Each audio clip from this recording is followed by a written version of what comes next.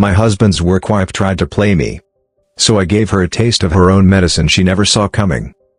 Now she's after my best friend's husband, and her marriage is crumbling. I'm not sorry. About a year ago, my husband made a new friend at work. Let's call her Lila. And from the moment I met her, I just knew she was going to be a problem.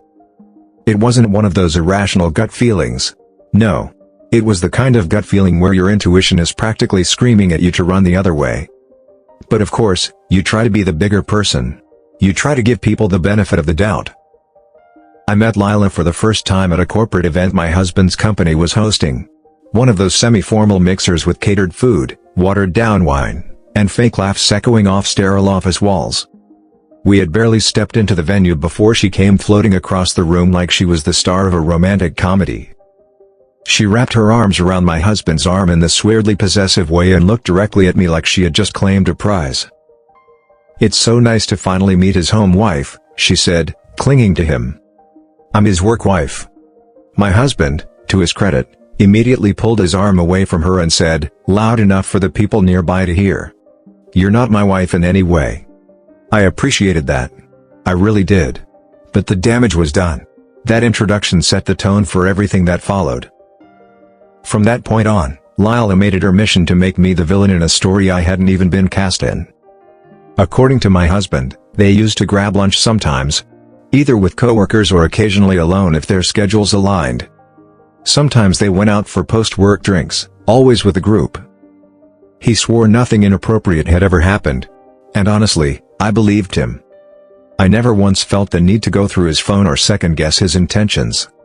Still, something about Lila rubbed me the wrong way. It wasn't just her words, it was how she said them.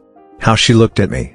How she constantly walked that fine line between flirtation and faux friendship. The way she always inserted herself into conversations with my husband when I was around, acting like I was the outsider. It was like she was performing for him, and I was just the accidental audience. And I tried to stay out of it.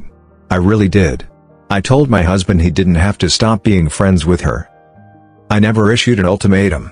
But after the work event incident, he decided on his own that it wasn't worth the trouble. He stopped having lunch with her. Stopped going out for drinks if she was going to be there. He drew a clear line. That's when she got nasty. Lila began telling their mutual colleagues that I was controlling and jealous. That I bullied her when no one was looking. She claimed I was insecure and petty, that I resented her because she and my husband were just so close. And people started believing her. Because Lila's the kind of person who says all the right things in all the right tones. She has the voice of someone who's constantly surprised and hurt by how mean the world is to her. The irony? I've never even been alone with her. Not once. Then came what I call the final straw. One of my close friends, let's call her Erin, met Lila at a charity fundraiser. The kind of event where everyone tries to outdo each other in casual generosity and fake humility. Erin came back practically glowing. "She's amazing," she said. "So warm, so funny. Honestly, she reminds me of you." I felt my stomach twist. I didn't want to be compared to Lila. I didn't even want to exist in the same sentence. I tried to be diplomatic. I really did. I said something like, "Lila's not my favorite person. I don't really trust her." That's when Erin snapped. "I didn't want to believe the things she said about you," she said. "But this proves it. You didn't even give her a chance. You just badmouthed her the second I brought her up. That's not fair." Her words hit me like a slap. I sat there, stunned, trying to find the words to defend myself. But I couldn't. Because maybe, just maybe, she had a point. Maybe my dislike for Lila had crossed into obsession. Maybe I was just being bitter. Jealous. Insecure. Everything Lila had accused me of being.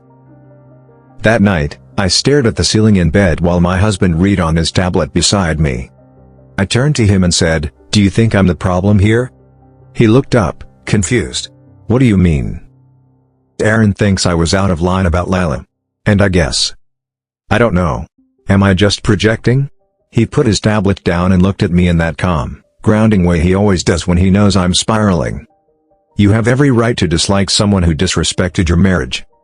But maybe she didn't mean it like that. Maybe she just doesn't know boundaries." "Even if that were true," he said, "it doesn't change the fact that she was dismissive of you and made you feel like an outsider in your own relationship. And when I set a boundary, she retaliated. That's not normal. That's not friendship. He reached over and took my hand. You're not wrong for how you feel. And maybe that should have been enough to quiet the doubts. But it wasn't. Because I'm a chronic overthinker. I relive every awkward moment, every misunderstood sentence, every uncomfortable look. Was I really the villain in someone else's story? Or was I just finally seeing the cracks in the carefully constructed image Lila had painted of herself? I didn't know anymore. But my husband did. He never once wavered in his support. He reminded me again and again that I wasn't imagining things, that my instincts were valid. And slowly, I started to believe it too. I may not have the loudest voice in the room, and I may not always have the perfect words, but I know how to read people. And from the very first day, Lila showed me exactly who she was. Maybe I was too polite to say it outright. Maybe I wanted to avoid confrontation. But silence doesn't mean consent. And just because I wasn't screaming red flag at the top of my lungs didn't mean the flag wasn't waving right in front of my face. I didn't need to prove my worth to Lila. I didn't need to convince Aaron of the truth. All I needed to do was trust myself. And thankfully, my husband did too. A couple of weeks ago, everything unraveled in a way that felt both inevitable and surreal. The kind of twist you only expect in soap operas or trashy romance novels, but this wasn't fiction. This was real, and messy, and it started with a name I never wanted to hear again, Lila. If you've ever had someone enter your life like a slow, creeping storm, you'd understand. Lila was that storm. It started with a breeze, subtle and irritating, until the downpour hit and everything was drenched in chaos. It all began when word spread that Lila and Aaron's husband, Matt, were having an affair. Let me just pause here to say, I wasn't surprised. Disgusted? Sure. Furious? Definitely. But surprised? Not even a little. What shocked me, though, was that Aaron was. You see, Aaron had introduced them. I still remember the barbecue at our place a couple of months ago, how my husband, Ryan, whispered to Aaron when she said Lila would be bringing the salad. Are you sure it's a good idea to have her around Matt so much? Aaron laughed him off. Come on, Ryan. You think my husband's that easy? Or that Lila's even interested in married men? Yes. And yes. Ryan had never been comfortable around Lila after everything she pulled at work. He always said she played innocent until she didn't get her way. Then she turned cruel. But Aaron, despite the mountain of red flags I had quite literally printed out for her at one point, insisted Lila was misunderstood. Misunderstood? My ass. When the affair came out, Aaron was blindsided. Apparently, Matt had gotten sloppy. Or maybe Lila had just stopped caring. Whichever it was, Aaron found text messages. Then photos. Then receipts for dinners and hotel stays she never knew about. When she confronted Matt, he didn't even bother to lie. He told her flat out he was done, that he was leaving her, and that Lila was moving in. Moved in. Like she hadn't just burned someone's entire life to the ground. Aaron called me sobbing. I wish I could say my first reaction was sympathy. But honestly, my first thought was, well, what did you expect? I know that sounds harsh. Maybe it is. But I had tried. I had warned her. Repeatedly. I had shown her messages from Lila that she claimed were taken out of context. I had pointed out her shady behavior, her flirtations with every man in the room, including mine, and Aaron had laughed it off. She said I was being territorial. That Lila was harmless. That I had trust issues. Now those trust issues were living in her former home. Lila even had the nerve to tell Aaron, after the affair came out, that she could stay in their apartment until the lease ended. We're still friends, she had said. Like it was some kind of noble gesture. Like she hadn't just gutted her friend and stolen her life. The worst part? Aaron took her up on it. For a few days. Matt had cut Aaron off financially. She was a stay-at-home wife, and while she handled the home beautifully, she had nothing to fall back on. No savings. No backup plan. Just betrayal, grief, and a few trash bags of clothes. I put her in a hotel for the week while she figured out what to do next. That's who I am. Even when I'm angry, even when I feel betrayed, I still help. Every morning, I woke up to a barrage of texts and missed calls from Aaron. Sometimes they started as early as 5 a.m. I can't believe he did this. She wore my robe. My robe. He changed the locks already. I miss my dog. I answered everyone at first. I offered tissues, advice, long phone calls, money, rides, contacts. But something started gnawing at me. Something that tasted like bitterness and smelled like old resentment. Where was this energy when I told her about Lila months ago? Where was this loyalty when she cut me off for warning her? Because that happened. She cut me off. After she met Lila through work, she became one of her biggest defenders. I told Erin Lila gave off pick-me vibes. I showed her texts where Lila had mocked me. Told her about how Lila had claimed to be my husband's work wife and grabbed his arm in front of a whole crowd. Instead of standing up for me, Erin got defensive. Told me I was being immature. Told me maybe everything Lila said about me was true. I swallowed that hurt. I let it go. Now, that same woman was crying on my voicemail about how betrayed she felt. How humiliated. How used. I wanted to scream. Not because she was hurting, but because it was like she had erased all the ways she hurt me. Yesterday was the final straw. We were at a diner, just the two of us, and she was in tears over her pancakes. I was trying. I really was. But the words kept piling up, choking the air out of the room. I can't believe she moved into my house. She sleeps in our bed. She threw out my shampoo. I stirred my coffee for the fourth time without drinking it. Erin, I said slowly, can we just talk about something else? 10 minutes. Just a break. She looked at me like I had slapped her. Excuse me? I need to breathe. I've been here for you every second. But I'm also exhausted. And to be honest, you kind of made your choice when you ignored all the warnings. Her mouth fell open. Her face flushed. So now it's my fault? I didn't say that, I said, calmly. But you treated me like a villain when I tried to protect you. And now you're back because the real villain finally showed her teeth. She stood up, tossed a few bills on the table, and said, you know what? Maybe Lila was right about you. I didn't flinch. I just nodded and said, and maybe I was right about her. Now the group chat is blowing up. People are saying I was too harsh. That Erin needs support, not judgment. That I kicked her when she was down. But how long do I have to keep pretending I wasn't wounded too? Why should I sugarcoat common sense? The work wife is not when I stopped liking Lila. That moment wasn't about her, not really. It was a test of my husband's character, not hers. And honestly, she should like my husband. Everyone should. He's a 12 out of 10. Not just in the looks department, though. Yes, he looks like if Chris Hemsworth, Zac Efron, and Ryan Reynolds had a celestial child, but there's something else. He's kind. Ridiculously kind. And weird in the most mesmerizing way. He talks like an ancient scholar trapped in the body of a golden retriever. Or maybe like an intellectual Patrick Star. If Patrick had a master's degree in something useless but endearing like comparative mythology. His personality and his face feel like they were designed by two completely different committees. If you met him on a dating app, you would assume it's a catfish situation. No way this stunning guy is the same one who texts things like "Do you think rocks have feelings?" at 3 a.m. Just last night, I asked him how his day was. Fine, he said. You know what my favorite type of rock is?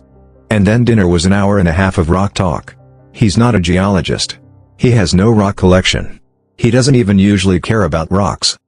But suddenly, this was the most pressing topic in his universe. And somehow, I was enthralled.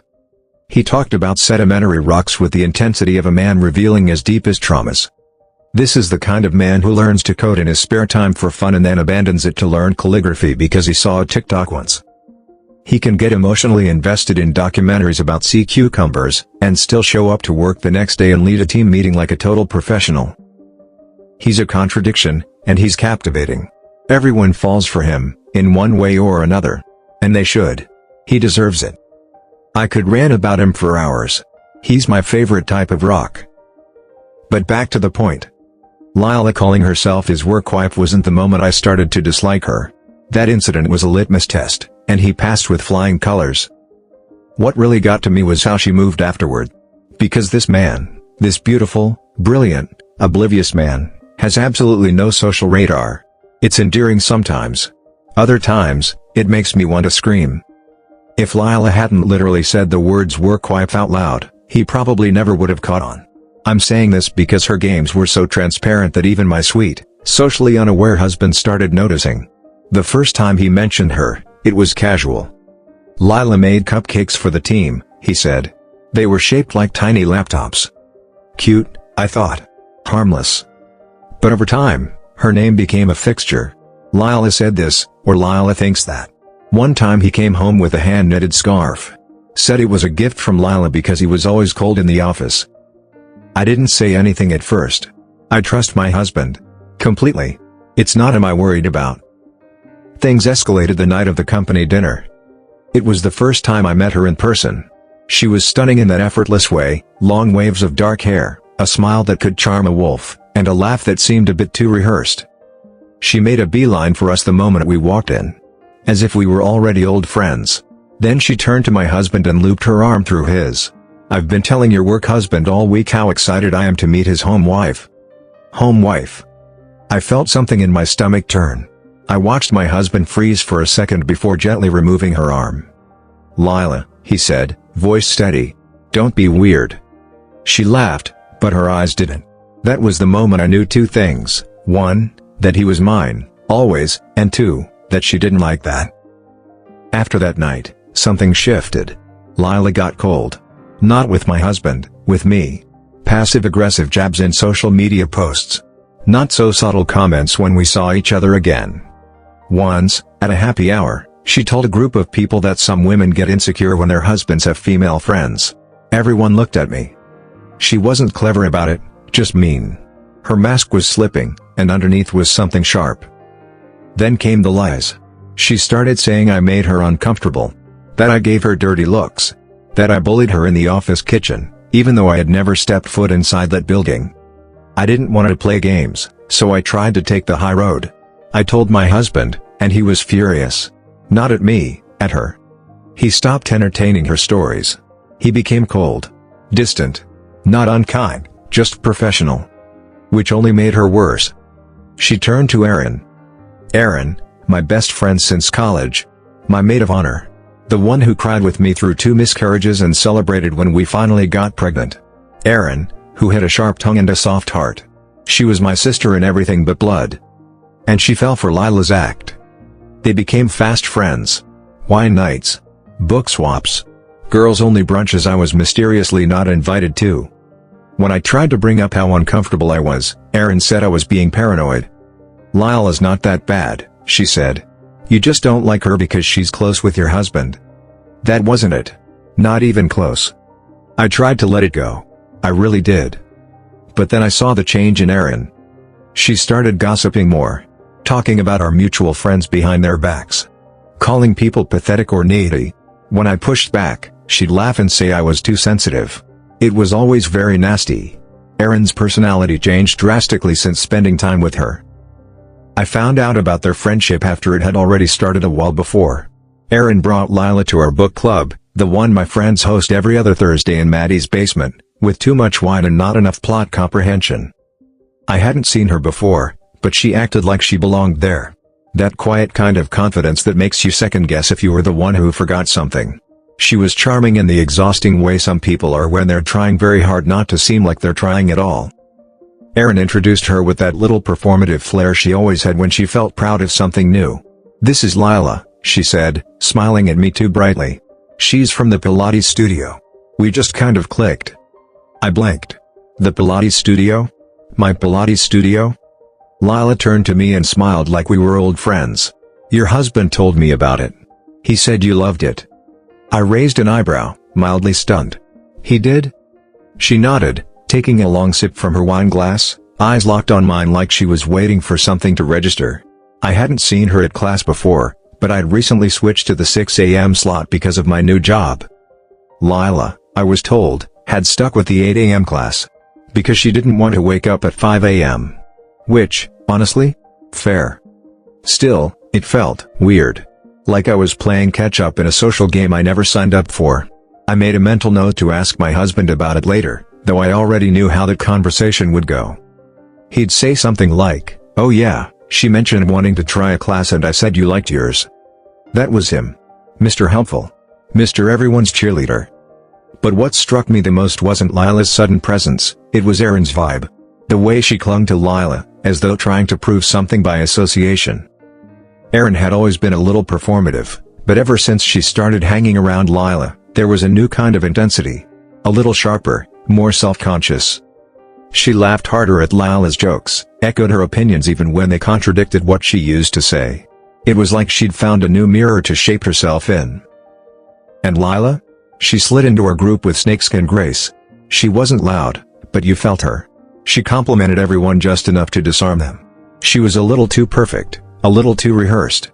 Her stories were always one-upping yours without seeming to. I didn't hate her, not at first.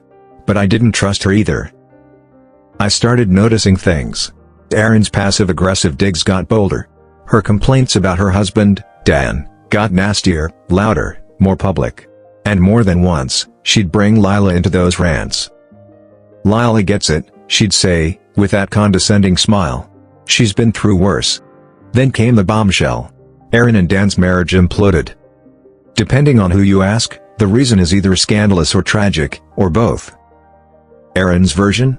She walked in on Dan and Lila in the middle of an affair. She confronted him, furious and betrayed, and demanded he end it. Dan refused.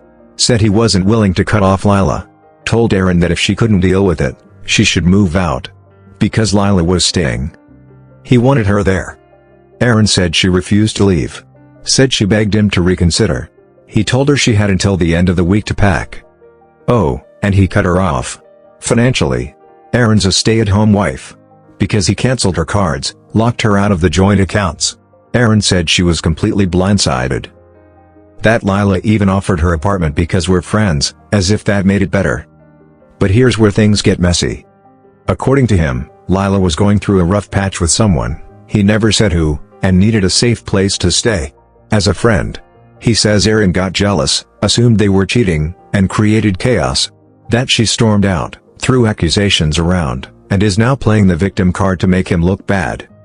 Lila, he says, felt bad and offered her place to Erin so they wouldn't have to live under the same roof. Erin refused. Because she's entitled and dramatic, and now she's demanding money out of spite. It's all very daytime soap opera. And none of it has anything to do with me. Except that now, my phone is a hotline for meltdown monologues. Erin calls me every morning, crying. Texts me at midnight. She's unraveling, and I get it, but part of me is still bitter. Because when I tried to warn her about Lila, when I showed her messages that didn't sit right, Erin shut me out. She chose her new bestie. And now she's back because that bestie threw her to the wolves. I'm stuck in the crossfire of two versions of the truth, neither of which fully add up. And the weird part is, I don't even care who's right anymore. Both stories sound fun. Neither actually have anything to do with me. Yes, she has hired a lawyer, but since she refuses to divorce him, she thinks they'll work it out, and she refuses to sue or press charges that might damage their chances of getting back together. Her lawyer has very few options to actually help her. I remember sitting across from Erin at a tiny coffee shop 2 blocks from my office the day she told me about hiring the lawyer. Her eyes were swollen, not from tears that morning, but from the accumulated grief of weeks. It was the kind of tired that showed in the soul, not just the face. Her nails were chipped, her hair knotted into a rushed bun, and she kept stirring her coffee though she never took a sip. He's still my husband, she said quietly. As if that explained everything. But he's also shutting you out financially, I countered, trying to be gentle but firm. You can't even buy groceries without asking him. She flinched like I'd hit her. I know. But I can't believe he really means it. I think. Maybe he's scared too. Or confused. This thing with Lila. What thing with Lila? I interrupted, a little more sharply than I intended. She blinked. You know. Whatever it is between them. It's just. Maybe it's not what it looks like. That was the moment I realized Erin wasn't ready to leave him. She wasn't even ready to confront him. Her heart was stretched thin, clinging to the version of her husband that only existed in her memory. It was so disorienting watching her believe in a love that was clearly trying to destroy her. Her lawyer, from what I understood, had explained her rights, offered support, but couldn't actually do anything without Erin's willingness to act. The man knew the game. He was a corporate attorney who specialized in making problems disappear, not people feel whole. Every day I watched Erin shrink further into herself, stuck between hope and reality, and I felt useless. My husband and I tried to help the way we could. We got her a hotel room for a week. It wasn't lavish, but it was comfortable, quiet, and most importantly, away from him. I wanted to let her stay in our guest bedroom initially. My husband, sweet and weird and full of practical insight, had gently suggested we keep a bit of distance. She needs space to figure things out without being swallowed by someone else's life, he'd said. He wasn't wrong. And in hindsight, I'm thankful. Not because I didn't care, but because the storm she was bringing into our lives was beginning to rain on everything I'd worked hard to protect. He doesn't like drama, my husband. It's one of the many reasons I adore him. He's the calm in any storm, the guy who will get distracted in the middle of a heated conversation because he suddenly remembers a new rock fact. And while I wanted to suggest he report to HR about Lila, because her involvement with Aaron's husband was murky and potentially inappropriate, I knew he wouldn't. He avoids confrontation, especially when it doesn't directly affect him. That's why he never took sides or engaged deeply with Aaron's unraveling life, except in the ways he thought were helpful, quiet, measured, logistical. At first, I resented his distance. But over time, I started to understand. His job is demanding. His emotional energy is finite. We've worked hard to build a peaceful home. Letting chaos take root would have been a mistake. Still, the guilt lingered. Was I a bad friend for not doing more? For not pushing harder?